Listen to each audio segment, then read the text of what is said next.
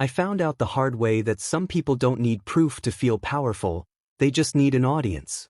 All it took was a few vague complaints, a smug committee chair, and the kind of 911 call bluff that makes your stomach drop even when you know you did nothing wrong. The deadline was simple, cruel, and perfectly chosen to panic me. By noon, that phrase hit like a slammed door. It wasn't just a time. It was a weapon. A countdown they could wave at me while pretending they were simply following procedure. I was in my kitchen when the first notice showed up, pressed flat against my front door like it had been ironed there. I didn't hear anyone knock. No footsteps. Just that thin scrape of paper sliding across paint. I opened it expecting a flyer or a lost package slip, and instead my eyes caught the word nuisance in bold, like it was supposed to shame me on sight. It said I was responsible for repeated noise disturbances. It said the HOA committee had received multiple reports and had the authority to escalate enforcement. It said I needed to comply immediately and confirm corrective action by noon. No details. No date. No times listed. Just accusations stacked like bricks and topped with that deadline like a heavy stone. I read it twice, and the second time my hands started shaking. Not because I believed it. Because I understood what it meant. When you're a single mom in a neighborhood where everyone acts friendly but watches each other like hawks, you already live with a low hum of judgment. You feel it when you pull your trash bin in a little late. You feel it when your kid laughs too loud while you're trying to be normal. You feel it when you step outside and the blinds across the street twitch. And I had a kid who didn't live quietly. Not in a bad way. In a healthy way. He ran. He sang nonsense songs. He made sound effects for everything, like his whole life was a movie he was narrating for himself. I never let it spill into the night. I never let it get out of control. We didn't throw parties. We didn't blast music. The most noise we made was the usual living sounds that happen inside a home with a child. But the notice didn't care about any of that. It wasn't asking what happened. It was announcing what they decided had happened. I could already picture the committee chair, Ms. Harrow, sitting at her dining room table with her perfect hair and her perfect pen, acting like she was defending the neighborhood from the menace of my normal life. I didn't know her well. I'd seen her at meetings, gliding around with that practiced smile that never reached her eyes. She was the kind of person who made you feel like you were always about to fail a test you didn't know you were taking. I'd moved here because it was safe. Because I needed stability after a stretch of chaos. The neighborhood looked like a calm place from the outside. Neat lawns, matching mailboxes, quiet streets. The kind of place people describe as peaceful. The kind of place that becomes an HOA nightmare when the wrong person decides they don't like you. I stood there with the paper in my hand and listened to the house. The refrigerator's soft hum. My kid's footsteps down the hall. The little clink of a toy being dropped. The normal soundtrack of my life. And suddenly I felt like I was guilty for existing. I took a breath and forced myself to slow down. Panic was the whole point of that notice. If I panicked, I'd rush. If I rushed, I'd make a mistake. And if I made a mistake, they'd call it proof. So I did the first thing that always helps me when people try to corner me with vague authority. I documented. I took a photo of the notice where it hung on my door, because I wanted a time-stamped record of how it was delivered. I took another photo up close, capturing the wording. I made sure my hands were steady in the frame. Then I set it on my counter and stared at the letterhead, reading the committee's phrasing like it was a puzzle. It wasn't written like a warning. It was written like a verdict. That's when I noticed a small detail that made my chest tighten for a different reason. There was no signature. No specific name. Just HOA Compliance Committee. Which meant Ms. Harrow could claim it was a group decision, even if it was her personal vendetta. It meant I couldn't corner a single person easily.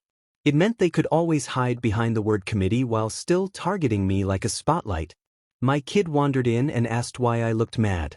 I told him I wasn't mad at him. I told him I was just dealing with grown-up paperwork. He nodded like that made sense, then started talking about something completely unrelated like kids do. His voice had that bright, careless tone, and it made me want to cry for a second because it felt unfair that he had no idea how fragile our peace was. I walked him back toward his room and lowered my voice out of habit, like the walls were listening. Because in this kind of neighborhood, Sometimes they are. I wasn't going to march over to Ms. Harrow's house. I wasn't going to fire off an angry email. I wasn't going to beg for mercy. I knew what that would look like to someone like her. It would look like weakness. It would look like entertainment. So I sat down with my laptop and pulled up the HOA's governing documents, the thick packet they'd emailed me when I moved in. I'd skimmed it back then, like everyone does, assuming it would only matter for obvious things like paint colors and fences. I hadn't expected it to turn into a survival guide. I found the section on nuisance behavior and read it slowly. The language was broad, the way those documents always are. It talked about excessive noise that unreasonably interferes with the quiet enjoyment of other residents. It talked about a complaint process. It talked about notice and an opportunity to respond. Opportunity to respond. Those words mattered. Those words were my foothold. I opened a notes file and began writing down everything I knew for sure, without emotions, without guesses. I wrote that the notice was posted without knocking. I wrote that it included no specific dates or times. I wrote that it demanded compliance confirmation by noon. Then I wrote what I could offer them in response. Calm, factual, and impossible to twist. Then I remembered something that made my stomach twist in a sharper way. The prior weekend, I'd been outside with my kid while he played in the yard. Miss Harrow had been walking past with that stiff posture she always wore like a badge. She'd paused, looked at my kid, looked at me, and made a little face like she'd smelled something unpleasant. Not dramatic. Not overt. Just enough. I told myself I was imagining it. I told myself it wasn't personal. But now, holding that notice, I realized I'd been trying too hard to believe in the neighborhood's friendliness. Some people don't want you to fit in. They want you to disappear. I took another breath. This was still solvable. I didn't have to win a popularity contest. I just had to survive the process without letting them rewrite reality. I went through my phone and checked my recent calendar reminders and personal notes.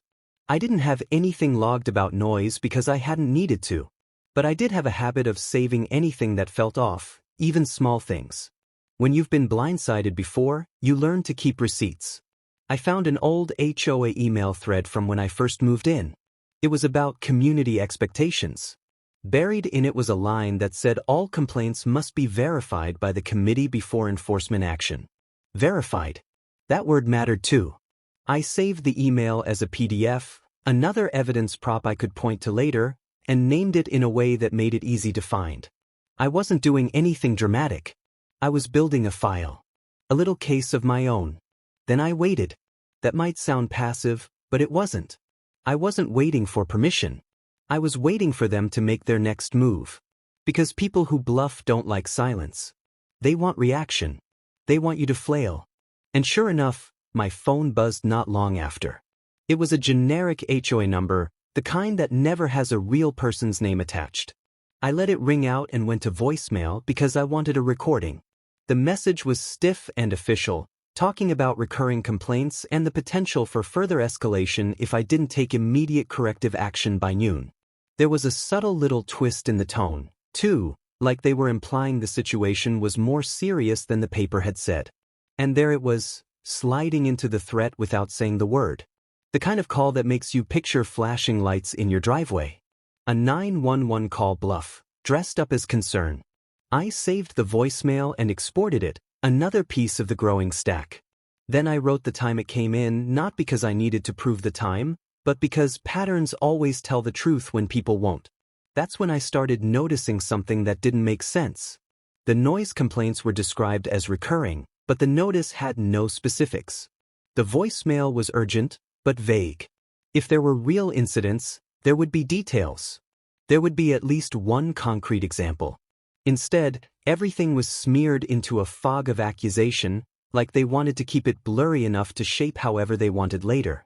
I looked outside through my blinds. The street was quiet. The trees barely moved. A delivery truck rolled by in the distance, nothing unusual.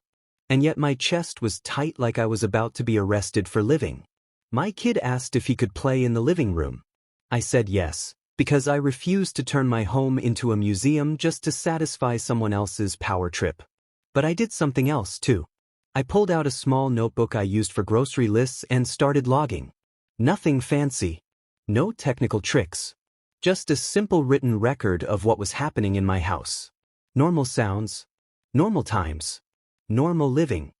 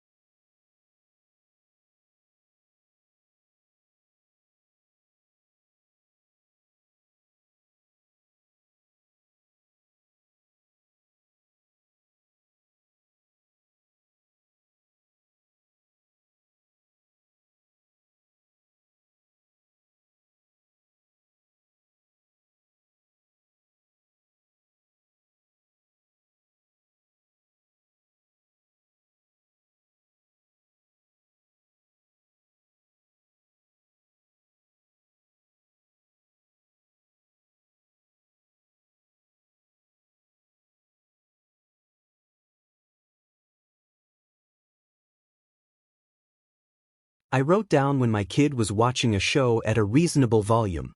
I wrote down when we ate lunch. I wrote down when the house was silent. I wrote down when I heard construction noise from somewhere else down the street, because that happens sometimes and it was loud enough to travel. And the more I wrote, the more I realized something else. If someone wanted to fabricate complaints, the easiest way would be to rely on the HOA's own system. They could file anonymous reports. They could claim neighbors were upset. They could say the committee had received multiple emails. And because it was all internal, no one outside would ever see the raw complaints unless someone demanded them. Unless someone like me asked for the documentation and refused to accept fog as evidence. I wasn't a lawyer. I wasn't giving myself legal advice. I was just a person who'd learned the hard way that procedure is a shield when people try to bully you with feelings disguised as rules. I drafted an email, keeping it short and calm. I acknowledged receipt of the notice. I requested the documented complaints, including dates, times, and the steps used to verify them. I referenced the line about verification from the earlier HOA email and asked them to confirm compliance with their process. I asked for the specific CCR section they were citing for enforcement. I didn't accuse them of lying. Not yet. I didn't use emotional language. I didn't plead. I kept it clean, like a form. Then I stared at the send button for a moment and forced myself to consider the real risk. If I sent that email, I was telling them I wasn't going to fold. I was telling Ms. Harrow I wasn't going to let her write a story about me and call it truth. And people like her don't like being challenged. But that was the point. If this was a bluff, my job was to call it without raising my voice. If it was real, my job was to comply with real rules, not invented ones. I sent the email. Then I waited again. The waiting this time was different. It wasn't helpless. It was deliberate.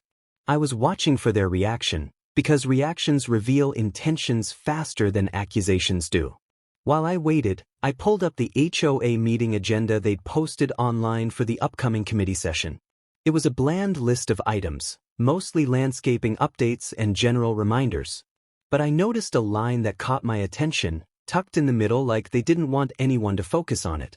Resident Compliance Review. No names listed, of course. But the timing was too perfect to be a coincidence.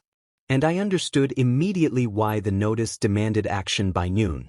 They wanted to walk into that session and say I'd failed to respond. They wanted to paint me as uncooperative. They wanted to give themselves permission to escalate. A public shaming opportunity, dressed up as governance. I saved a screenshot of the agenda excerpt, because I could feel where this was going.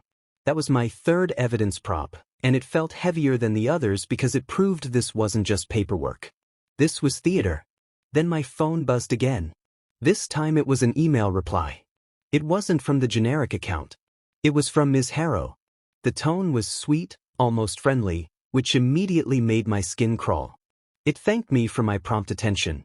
It said the committee was simply responding to multiple concerned residents. It said details would not be provided to protect privacy. It said my immediate compliance was expected, with confirmation by noon.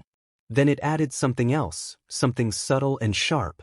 It mentioned that if the issue continued, residents had been advised to contact appropriate authorities for immediate relief. There it was again, the shape of the bluff, hovering at the edge of the words. I reread that line until it stopped being just a threat and turned into a clue. Because if residents had been advised to contact authorities, that meant the HOA was nudging people toward calling. Or pretending they were. And if Ms. Harrow was willing to mention it in writing, it meant she wanted me to imagine it. She wanted me to spend the rest of the morning jumping at every car door sound, terrified that someone would try to humiliate me in front of my kid. That was the moment I realized the real conflict wasn't about noise. It was about control. I didn't respond immediately. I didn't give her the satisfaction of seeing me scramble. Instead, I printed the email and put it in my folder with the other documents. Paper feels old-fashioned, but it has a weight that screens don't. It felt like I was building armor. Then I walked around my house and did something I hadn't planned to do. I listened. Not just to my home. To the outside. The sounds of the street. Distant lawn equipment. A dog barking somewhere. A car passing. A door closing. All normal. All part of neighborhood life. And that's when I heard something that made my stomach flip. From down the block, there was a sharp, repetitive pounding sound, like someone using tools. It wasn't from my house. It wasn't from my yard. It was loud enough that it could easily carry, especially to someone who wanted to claim they heard something disruptive. I watched the street again. I didn't see the source, but I recognized the pattern. It came in bursts, then stopped, then started again. Exactly the kind of intermittent noise someone could pretend was coming from me if they only described it broadly. I wrote it down in my notebook. And then, without meaning to, I caught movement across the street. A curtain shifting. A face behind glass. Someone watching. I didn't know who it was. I didn't need to. The feeling was enough. The neighborhood was paying attention now, and Ms. Harrow wanted it that way. If I reacted badly, the story would become Karen neighbor drama in the ugliest sense, except I'd be cast as the villain. The loud, unstable single mom. The one who couldn't follow the rules. The one who deserved consequences. But I wasn't going to give them that script. I made a plan instead. I would respond again, but not to Ms. Harrow's tone. To her process. I would request the complaint records again, and I would request the verification method again. I would ask for the CCR section again. And I would make one more move that people like her hate more than anything. I would ask for everything in writing.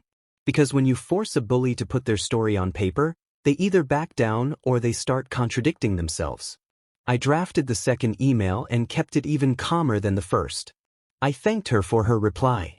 I said I understood the need for privacy, but I needed enough information to respond meaningfully. I reiterated that the governing documents required an opportunity to respond. I asked for a written summary of the allegations without identifying complainants, including the nature of the noise and the steps taken to verify. Then I added a line that felt like dropping a pebble into deep water. I requested a copy of the committee's communication advising residents to contact authorities. If that communication existed, she would have to produce it. If it didn't, she would have to explain why she'd implied it. Either way, she'd have to choose between admitting she'd exaggerated or committing to a lie she'd have to maintain.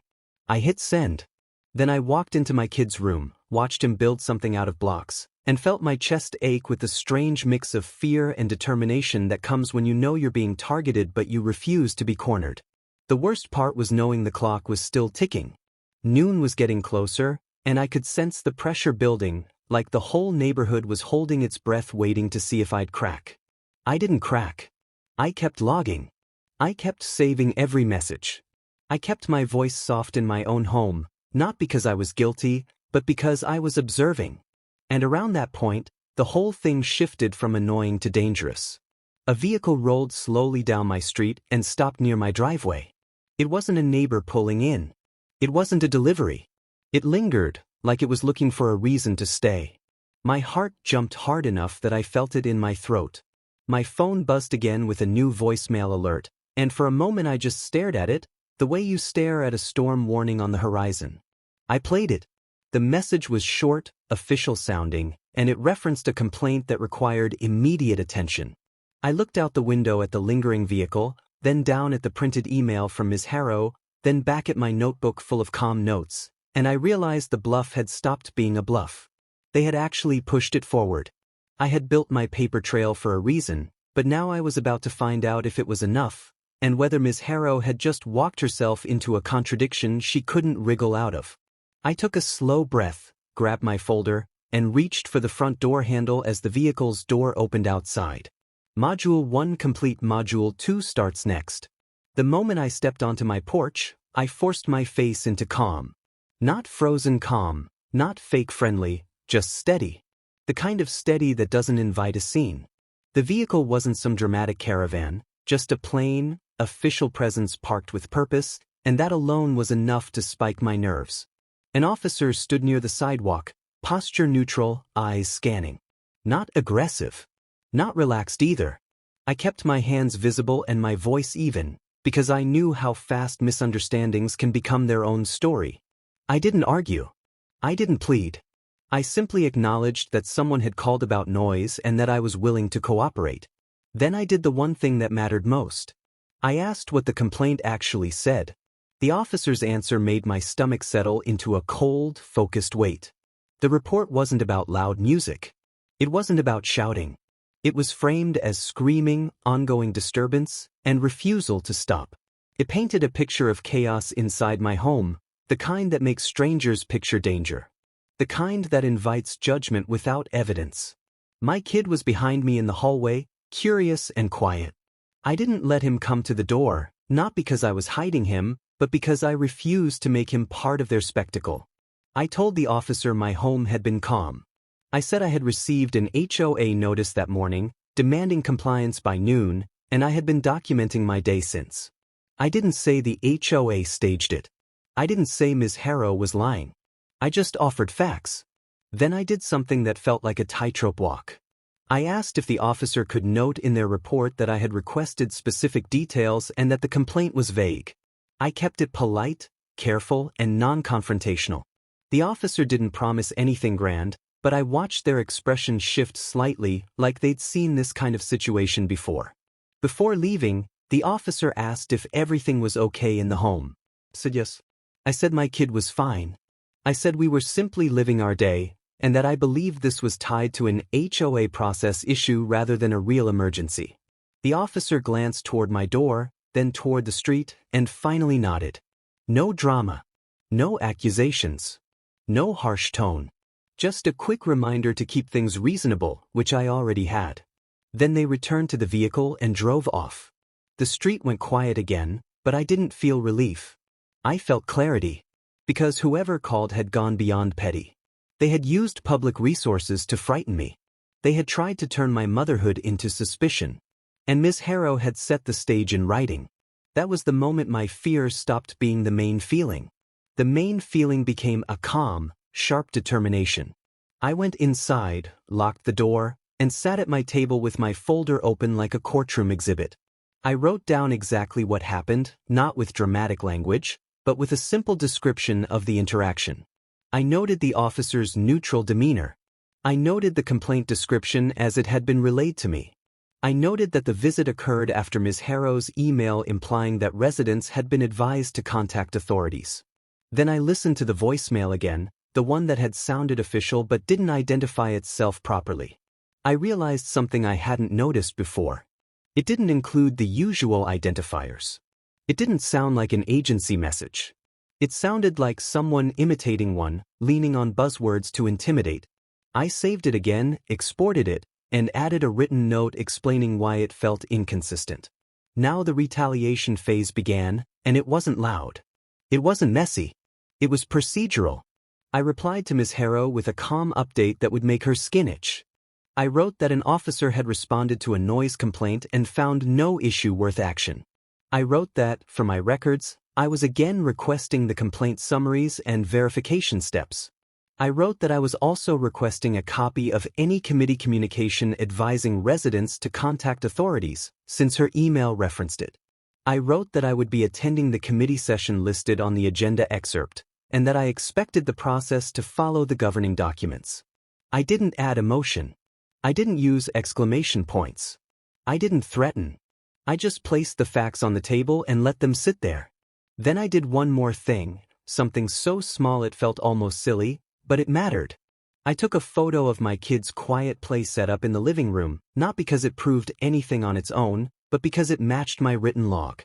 A normal day. A normal home. A normal child. If they wanted to invent chaos, I was going to drown it in ordinary details and consistent documentation. Ms. Harrow responded quickly, which told me I'd hit a nerve. She wrote that the committee was not responsible for calls made by residents. She wrote that the HOA's role was to enforce standards and protect the community. She wrote that the committee would not provide complaint details.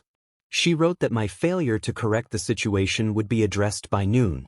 There was that deadline, squeezed into every line like a thumb pressed into a bruise. But her email did something else too, and I almost missed it. She claimed the committee had already verified the complaints. Verified how?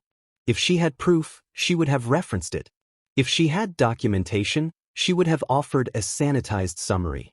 Instead, she leaned on a blanket claim and refused transparency, which meant she was relying on intimidation, not substance.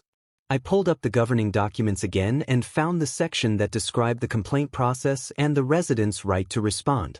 I highlighted it, printed it, and placed it in my folder. I wasn't planning to lecture anyone. I was planning to anchor the conversation to the text they claimed to follow. Then I opened the agenda excerpt again and looked at it with fresh eyes. Resident Compliance Review. It wasn't just an item. It was an opportunity for them to posture in front of an audience, to make it look like the committee was tough on disturbances. Ms. Harrow wanted to be seen as decisive. She didn't expect me to show up calm, organized, and ready. And that's when the next piece clicked into place, the one that made the whole thing feel less like random bullying and more like a coordinated push.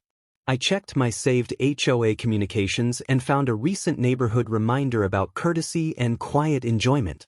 It had been sent broadly, but the tone was oddly pointed, like it was written with a specific target in mind. It didn't mention me, but it set the emotional stage. It gave nosy residents permission to be offended by normal living. I added it to the folder. If this was going to be a paper war, I was going to be the person with the neatest stack. As the morning moved on, I stayed steady.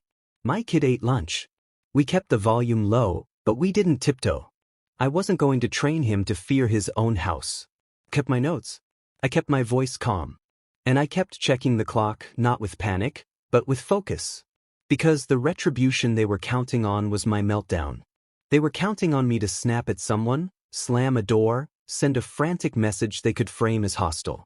Instead, I was giving them the worst kind of problem. A reasonable person with receipts. And the closer it got to the deadline, the more I understood the real risk. It wasn't just embarrassment. If they could label my home a nuisance, they could isolate me socially. They could make neighbors wary of my kid. They could turn normal life into suspicion. They could make my existence feel like an offense. That kind of social shame is the secret fuel of HOA power. It's not the paper. It's the whisper network. So I decided to control the narrative without being dramatic. I wrote a short, neutral message to the HOA board's general contact, separate from Ms. Harrow, requesting clarification on the complaint process and asking where residents could view the official rules on verification. I didn't mention the call. I didn't mention her name. I simply asked process questions, the kind that make an organization nervous when they realize someone is documenting. Then I printed that message too, along with the sent timestamp. If Ms. Harrow wanted to keep this inside her little committee bubble, I was going to widen the light just enough to make her uncomfortable. The response from the general account came back bland and slow, promising to review. No details. No commitment. But the fact that it existed meant someone else had seen my concerns. That mattered. Then my phone buzzed again. It was Ms. Harrow, this time with a new message that felt like a pivot. She wrote that the committee would accept my written statement if submitted by noon, and that my attendance at the session was optional. Optional.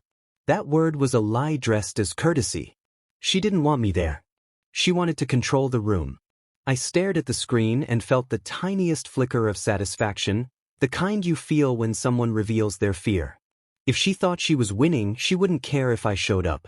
If she thought she had proof, she would welcome my presence so she could watch me squirm. Instead, she was trying to keep me out. That alone told me this was staged. I wrote my statement carefully. I kept it factual.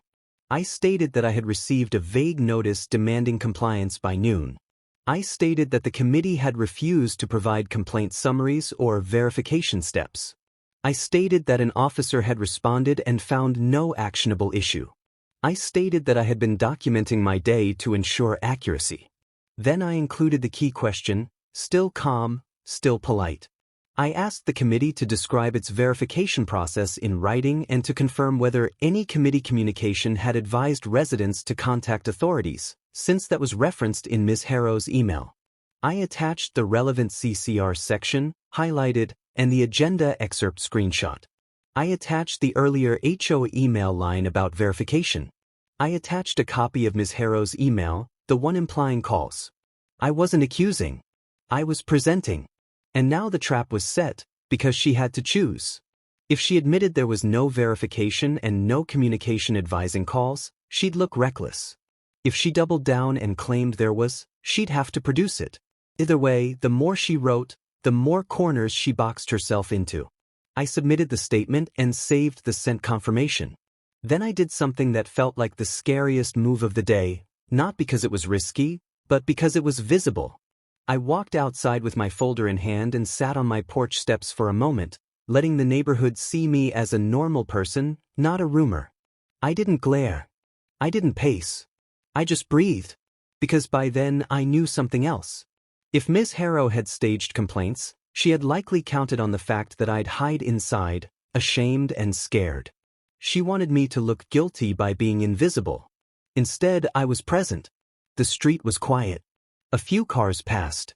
Someone across the way lingered near a window. I didn't chase their gaze. I didn't wave. I simply existed calmly. And that calm was its own kind of defiance. Soon after, I got another email. It was from Ms. Harrow again, and it was shorter than the rest. It said the committee had received corroboration. It said the committee would proceed accordingly. It said I had been warned. It ended with the same deadline. By noon. Only this time, There was a new line slipped in, almost careless. It mentioned that the latest complaint described noise from my backyard. My backyard. My kid hadn't been in the backyard that day. Not once. I stared at that line until the room felt too still. Then I opened my notebook and looked at my log. My kid had been inside the whole time. The backyard gate hadn't even been opened. The toys were all in the living room. That single phrase was the crack in her story. And it was the crack I needed, because it wasn't a matter of interpretation. It wasn't a matter of volume or annoyance or preference. It was a concrete claim that could be disproven by my documented reality.